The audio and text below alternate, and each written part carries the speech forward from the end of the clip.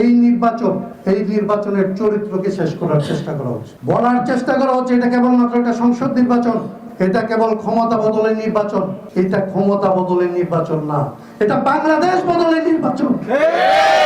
যখন আপনি মনে রাখবেন এই নির্বাচন বাংলাদেশ বদলের নির্বাচন, তখন আপনি দেখবেন 70 সালে কে আসলে প্রার্থী হয়েছিল, লোক আমার গায়ে গালা দাঁড়াইছিল, কোন প্রার্থীকে জনগণ চিনে নাই, জনগণ একটা রাজনীতিকে ভোট দিয়েছে।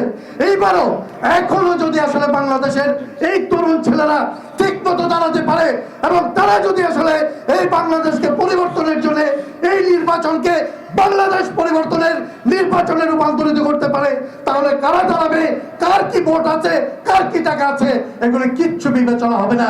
বাংলাদেশ জিতবে, বাংলাদেশের পরিবর্তন জিতবে, বাংলাদেশের রাজনীতি জিতবে এবং এর ভেতর দিয়েই বাংলাদেশকে পরিবর্তনের জন্য আমাদের মানুষ, আমাদের ছেলেরা যে জীবন দিয়েছে সেটার শোধ, সেই প্রতিশোধ আমরা নেব বাংলাদেশে। সেইটা না হইল এই আন্দোলনের যে অনেক নেতা ছিল সেইটার কারণেই তো এটা গণ অভ্যুত্থান। আন্দোলনে একক নেতা থাকলে তো বিপ্লব হইতো, কোনো একটা পার্টি করতো, কোনো একটা পার্টির নেতৃত্ব হইতো, কোনো একটা পার্টি তারপরে ক্ষমতা নিয়ে ডিক্রি জারি করতো। সেটা যে হয় নাই তার মানে হচ্ছে এই আন্দোলনের অনেক শরিক ছিল, আন্দোলনের অনেক নেতৃত্ব ছিল। যাত্রাবাড়ির নেতাদের আমরা মনে রাখছি, উত্তরার নেতাদের আমরা মনে রাখছি, বাংলাদেশের ছেলেরাও যে নেতৃত্ব দিচ্ছে এটাকে আমরা মনে রাখছি।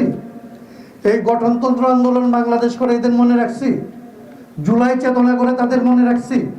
কিন্তু এদেরকে মনে রাখলে যেটা হয়, আন্দোলনে হতাশা তৈরি করা সব কঠিন হয়। আমাদের এই সমস্ত আসলে যারা যারা নেতৃত্বে ছিলেন এই আন্দোলনে যে কেবলমাত্র একজন নেতা না, কেবলমাত্র 3 জন নেতা না, কেবলমাত্র 10 জন নেতার চরিত্র নষ্ট হইলে এই আন্দোলন যে শেষ হয় না, এইটা লক্ষ্য রাখার জন্যই বাংলাদেশ এবং এই সমস্ত আমাদের আন্দোলনের অন্যান্য নেতাদেরকে রক্ষা করতে হবে। এই আন্দোলনে যারা অংশ নিছে তাদের সবার নেতৃত্ব যখন আমরা স্বীকার করব, তখন দেখব কোথায় কোথায় চরিত্র হনন হয়, তা দিয়ে আন্দোলনের চরিত্র হনন হবে।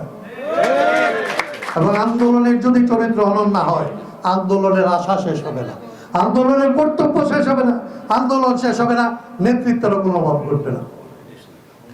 বাংলাদেশ, এই কথাটা বলে কথাটা শেষ করতে চাই, যারা এস্টাবলিশমেন্টের পক্ষে যারা, তারা যেরকম আমাদের নেতৃত্বের লোভ দেখাইছে, চরিত্র নষ্ট করছে, প্রশংসা করছে, একক করে দিয়ে তাদেরকে শেষ করে দিয়ে বাংলাদেশকে যেরকম তারা শেষ করতে চাইছে, আরেকটা পথে বাংলাদেশকে শেষ করতে চাইছে।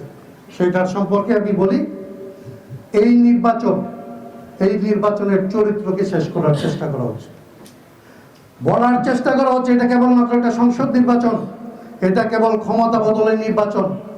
এটা ক্ষমতা বদলের নির্বাচন না, এটা বাংলাদেশ বদলের নির্বাচন। যখন আপনি মনে রাখবেন এই নির্বাচন বাংলাদেশ বদলের নির্বাচন, তখন আপনি দেখবেন 70 সালে কে আসলে প্রার্থী হয়েছিল, লোক আমার গায়ে গালা দাঁড়াইছিল, কোন প্রার্থীকে জনগণ চিনে নাই, জনগণ একটা রাজনীতিকে ভোট দিয়েছে। এইবারও এখনো যদি আসলে বাংলাদেশের এই তরুণ ছেলেরা ঠিক মতো দাঁড়াতে পারে এবং তারা যদি আসলে এই বাংলাদেশকে পরিবর্তনের জন্য এই নির্বাচনকে বাংলাদেশ পরিবর্তনের নির্বাচনে রূপান্তরিত করতে পারে, তাহলে কারা দাঁড়াবে, কার কি ভোট আছে, কার কি টাকা আছে, এগুলো কিচ্ছু বিবেচনা হবে না। বাংলাদেশ জিতবে, বাংলাদেশের পরিবর্তন জিতবে, বাংলাদেশের রাজনীতি জিতবে এবং এর ভেতর দিয়েই বাংলাদেশকে পরিবর্তনের জন্য আমাদের মানুষ, আমাদের ছেলেরা যে জীবন দিয়েছে সেটার শোধ, সেই প্রতিশোধ আমরা নেব বাংলাদেশে।